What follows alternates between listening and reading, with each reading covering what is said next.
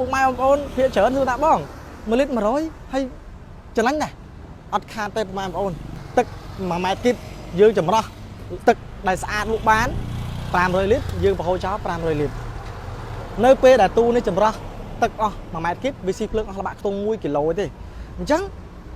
ទឹក1គីបយើងលក់បានទៅវិញ50000រៀលហើយយើងកាត់ចំណាយថ្លៃដើមមកបងប្អូនយើងឲ្យថាទឹក1គីប2000ចុះហើយភ្លើង1គីឡូ2000ណាយើងថាឲ្យប៉ុណ្្នឹងចុះអញ្ចឹងយើងលក់បាន50000អញ្ចឹង50000ដកតែ4000ចឹងទៅ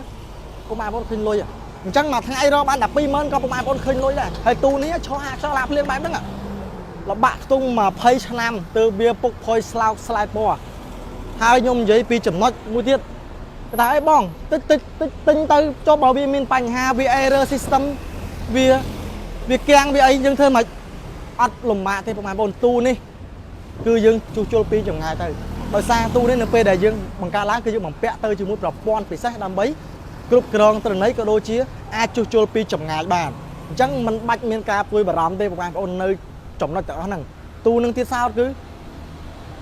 មានការធានារហូតដល់10ឆ្នាំទៅលើសេវាកម្មជួសជុលនឹងគ្រឿងបន្លាស់ដោយសារអីយើងតឡានៅក្នុងស្រុក